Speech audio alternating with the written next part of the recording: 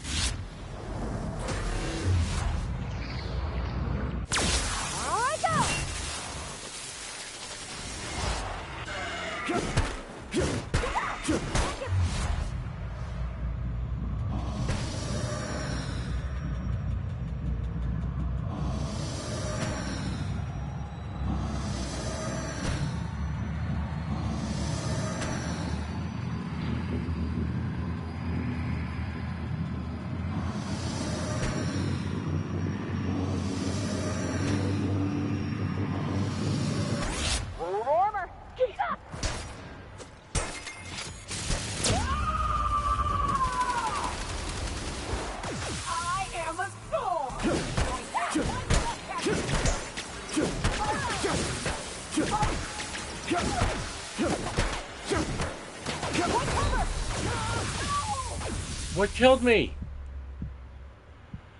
Oh, we were doing so good.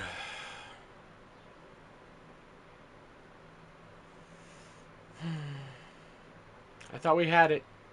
I thought we were going to get it on first try. I don't know what killed me. I got one tapped by whatever. Alright. No, don't want to do that. Process searching. Here they come! Wait a minute! Here goes nothing!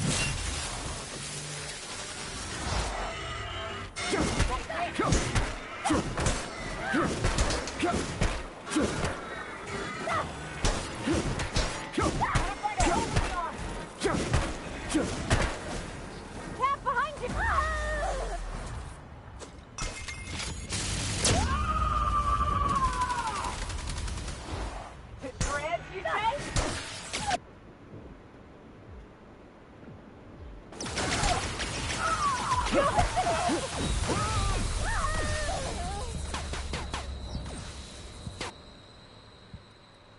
What is killing me? I would like to know what is killing me.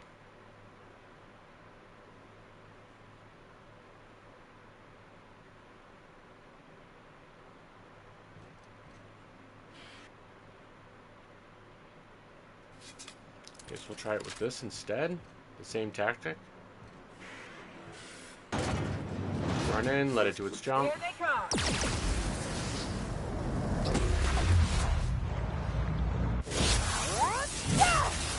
Automatic knockdown with bombarding.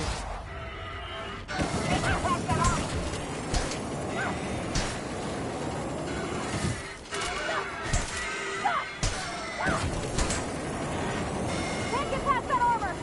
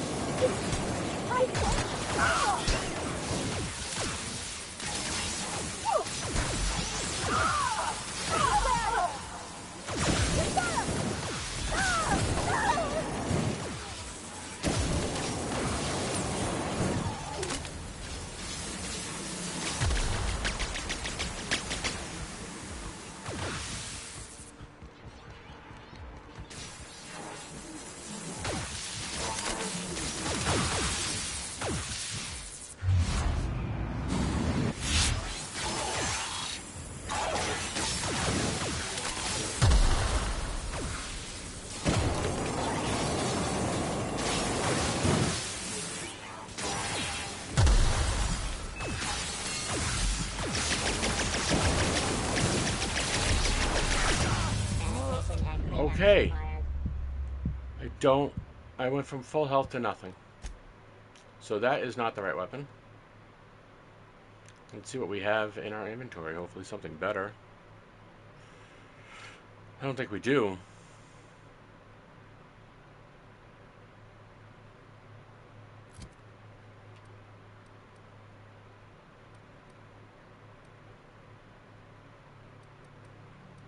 Maybe the shrink ray?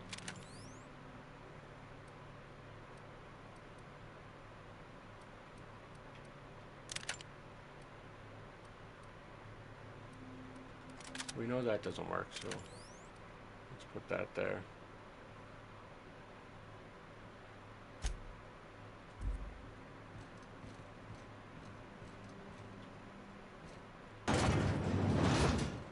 Do his jump.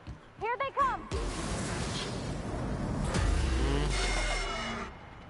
Here goes nothing.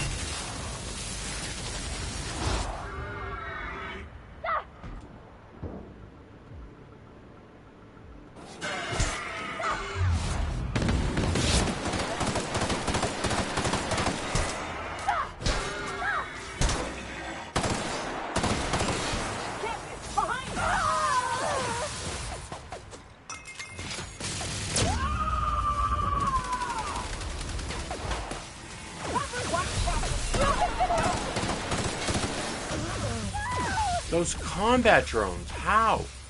How are they so powerful? You know what? We're loading this.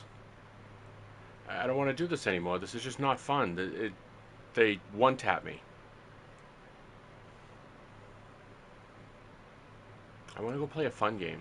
So, we are going to settings, gameplay, story. Resume.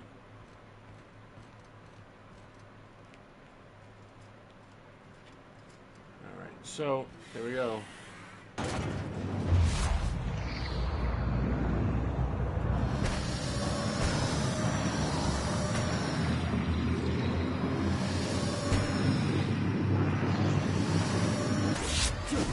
You got it, Captain.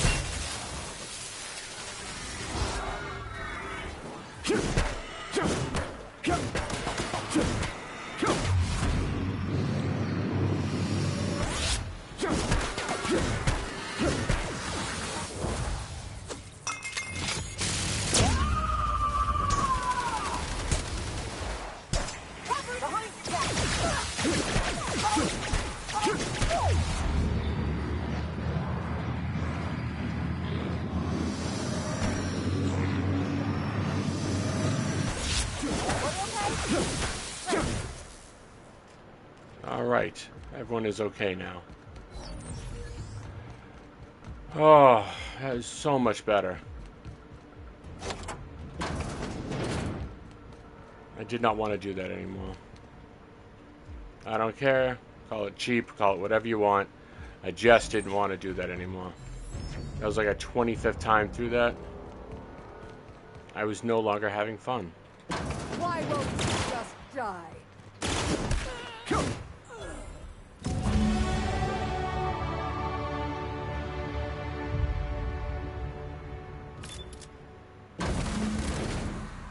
There we go. You don't know how Save glad Phineas. I am to see you. You did the right thing. Akande was a monster. Her death was much deserved, and long overdue. And you lunatic, you broke into the board's own fortress just to rescue one doddering old man. You are absolutely out of your mind, and I can't begin to thank you enough.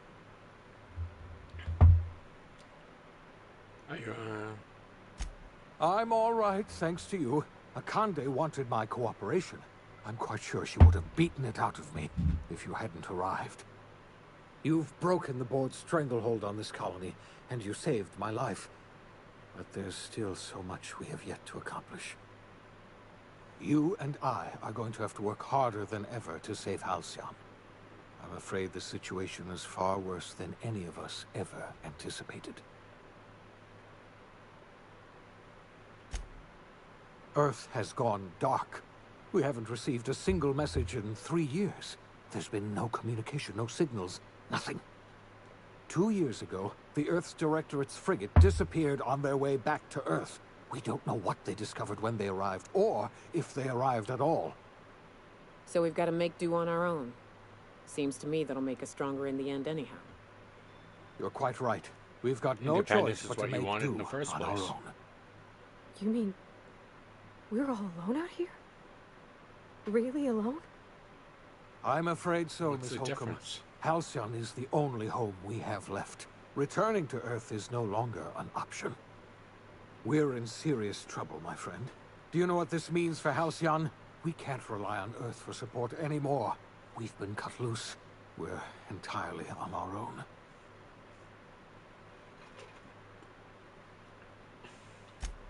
Yes, we do. You've done a marvelous thing. You've succeeded where anyone else would have failed, including me. We must begin the revival process immediately, starting with the Hope's brightest minds. And then we're going to fix this damn colony, one problem at a time. Excellent. We're going to need a leader, and I That's can't me. imagine a better person for the job than you. What do you say, old friend? Will you help us?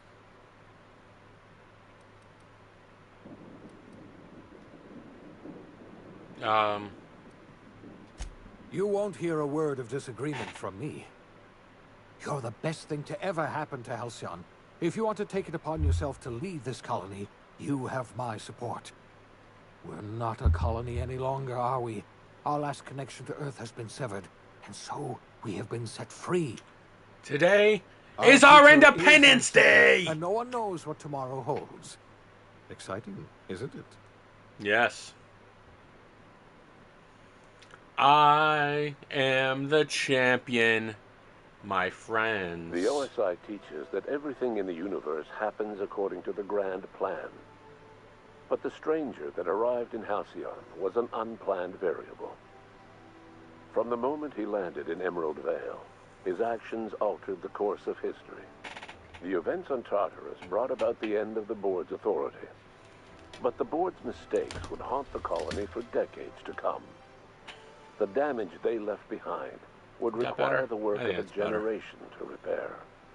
Dr. Phineas Wells began reviving a handful of the Hope's colonists. Engineers, scientists, technicians, and intellectuals. They were among the brightest minds the Earth had ever sent out into the stars. The Hope scientists and engineers woke up in a colony descending headlong into total collapse. With no way to return to Earth, they had no choice but to band together and devote themselves to the cause of saving Halcyon. The people of Halcyon were nothing if not hardy.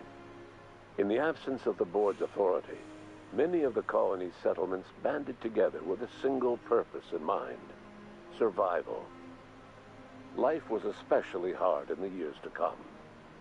Some towns dissolved by attrition and starvation, but most of them found a way to carry on. In the years to come, Halcyon was forced to reckon with its newfound freedom. The board was gone, and for better or worse, the colony was responsible for its own destiny. Sanjar's civil liberties and worker-centric policies were slow to catch on with the other corporations.